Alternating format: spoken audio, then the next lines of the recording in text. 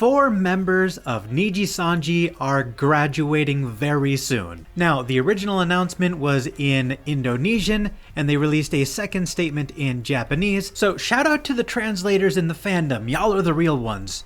Now, since I have no idea how to pronounce any of their names, I'm just going to put their names on screen so you can see who all is graduating. Now, as you can see, they're all graduating on different days, and there's going to be a few days between now and when everybody starts graduating, so you should have plenty of time to say your goodbyes, and it does look like they are graduating amicably rather than getting abruptly terminated like we've seen many times as of recently.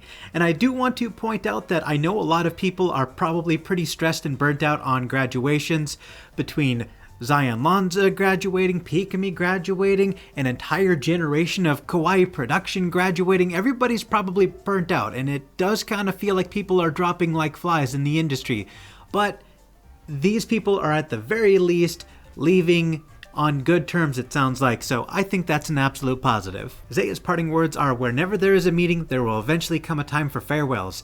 The reason for my graduation is because I feel like it is time for me to close this chapter of my journey. I want to find what I want to do next outside of Nijisanji. She goes on to say that there's still so much time left, so don't say goodbye just yet. Let's make the best of our last and celebrate the past together. Siska simply saying, let's do our best until the end.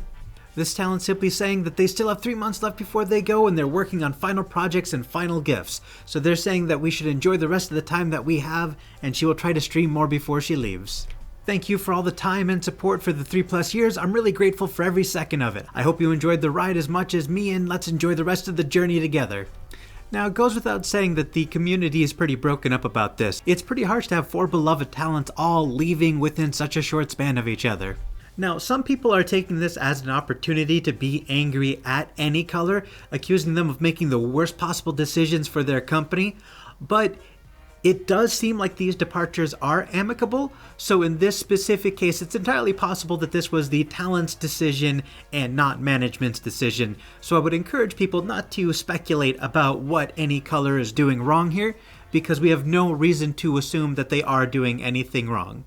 Especially considering that all of their talents are being given ample time to say their goodbyes and how they're staggering these talents' graduations. I believe if there was some foul play at work here, that all of them would probably be terminated without graduation, and there would be at least a little bit more chatter as to what the specific reason would be. There was one person who said, please don't take this down, it is their legacy, and posted a link to a YouTube video. So I'm actually going to put the link to this music video in the description down below, because if the community is saying this is their legacy, then I would want to share a piece of that legacy with all of you. Now, this graduation and its lack of information is in stark contrast to the graduation from Kawaii production that we were talking about in the previous video, and I actually have a video that I want to show you a couple of clips from Reina Sun, where she talks about the Production Kawaii graduation. She had a couple of comments that I thought were relevant that I'm going to play for you here. In relation to management, when I got back, I saw a lot of speculation and a lot of people acting like management was holding a knife to our necks, you know, and making us say a statement with a false narrative. Like, that's honestly not true. And to be quite honest with you, it breaks my heart to hear that.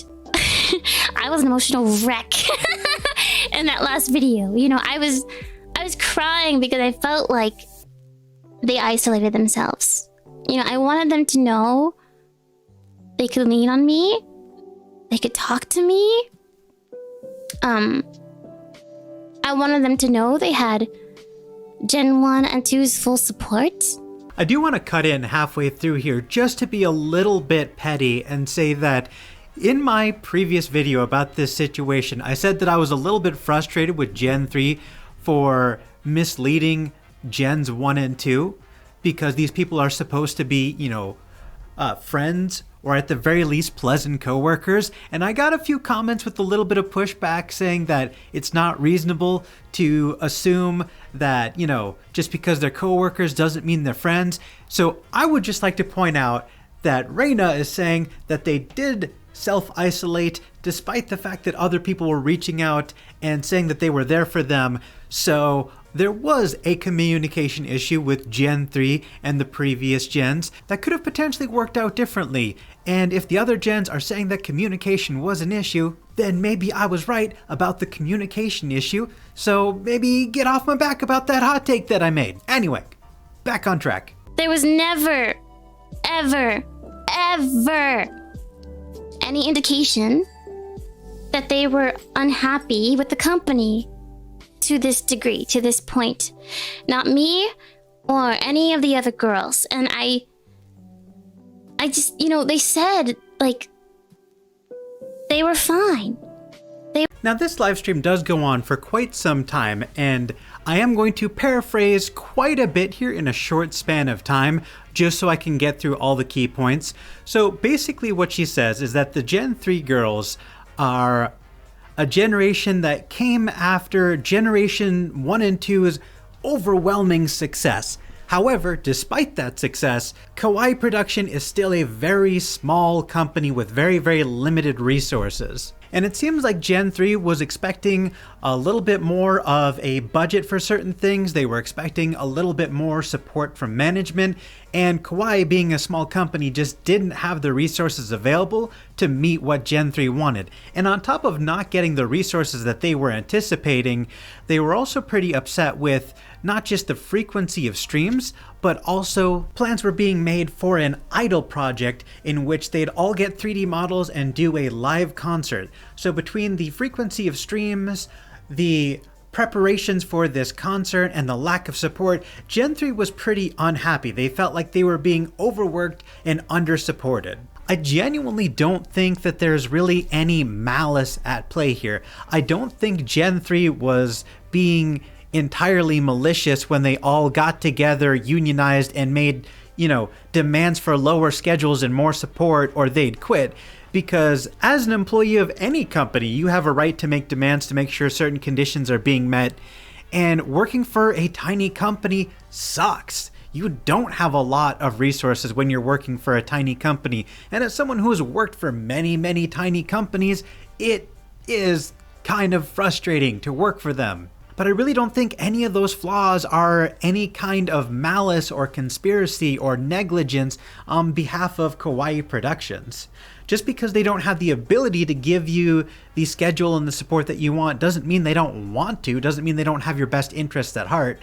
So I really feel like there was just a disconnect in expectations and a disconnect in communication. And I think that's where I'm going to end this. There was a lot more that was said, but I feel like this really gets to the heart of the matter, and this kind of answers some people's questions that they were having. This is the second time I thought I was done today, and then I found more news. Oh my god. So the graduation news, this graduation train does not stop, and I'm kind of losing my mind a little bit because I didn't plan for this to be a graduation focused video, but that's just what's happening in the world right now. So I gotta talk to you guys about Wactor. Again, I know I said I was done talking about Wactor. I lied. I'm sorry. Sue me. So the two Wactor boys, Tenrai and Ibarra, that were going to debut, quit before they even debuted. Yeah. What? That's insane.